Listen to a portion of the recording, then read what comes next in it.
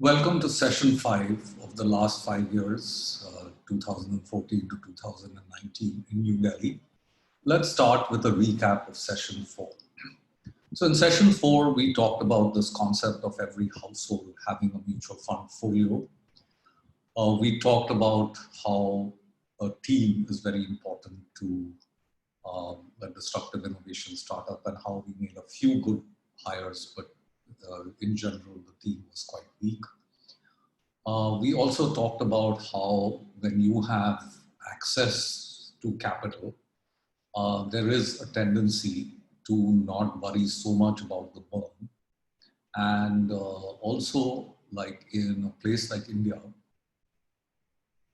it may be a very good strategy to first get your model right with very, very low burn and then grow aggressive instead of trying to build a team first and then try and raise money and get sort of wedded to a relatively high burn rate. Okay, so now in this session, let's talk about our experience with fundraising. So there were countervailing forces. On one hand, the fact that the quality of our team, including the founders, was very high, was a big positive. What we were trying to do was also considered quite noble and good. So these were positives. On the negative side, the age of the founders and the fact that they may not be hungry enough was a big negative. And the role of the regulators. So it was quite clear that the regulators were turning a blind eye to the fact that there was a lot of bad selling going on in financial services. And while, if that were to change, or even if the regulators provided a level playing field, something which was encouraging for RIAs, then it could be quite positive. Now, our hope was that with the fundraising, we would actually be able to influence regulators and spend a little more on doing that. But for the funders, they were not very sure that that would happen, and the stance of the regulators was a big negative in terms of our actually being able to complete a round. But all that, I think the biggest problem that we had was that we were unable to show traction. So in terms of whatever we were trying to do to try and push up our member numbers, that was just not working. And ultimately, I think that was the nail in the coffin as to why we weren't able to complete a round. Now, once we were not able to complete a round, some of the people who had joined, thankfully, left. So the team started unraveling on its own. So because some of these people were fairly highly paid and, it helped cut the burn rate down. And we had a much more focused kind of agenda with whoever remained.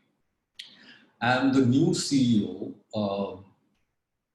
had a very clear mandate that he had independence, but he had to bring down the burn rate.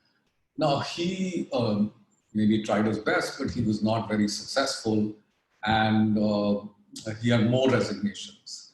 So it came down to a point where we had about, let's say, 40 lakhs, 35 lakhs left. And our burn rate was still, maybe 5-6 lakhs a month. So we didn't have much runway left. So at that point in time, I had become sort of hands-off,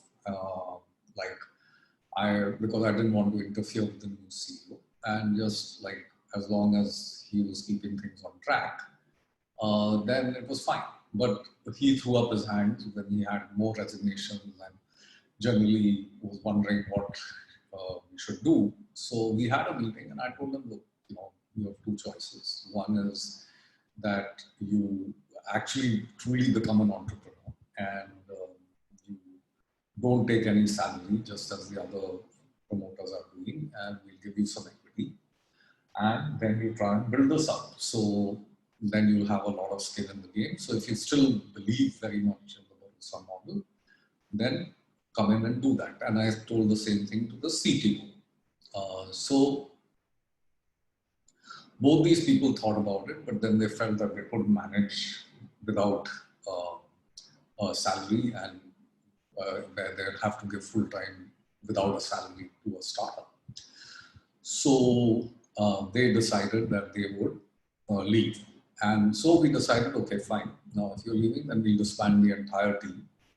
We'll stop the burn. And that whole process is quite cumbersome, because getting out of your office leaves and so on. But we did all that. And we ended up with, say, by October of 2017, in a position where by December 2017, we would have no employees and no offices, and most of the winding up process would be done. What we also did was we temporarily closed the website to fresh members while we decided what we were going to do with the company. So then what we ended up doing was will be covered in the next session. So thank you very much for listening to me. We will continue the story in the next session.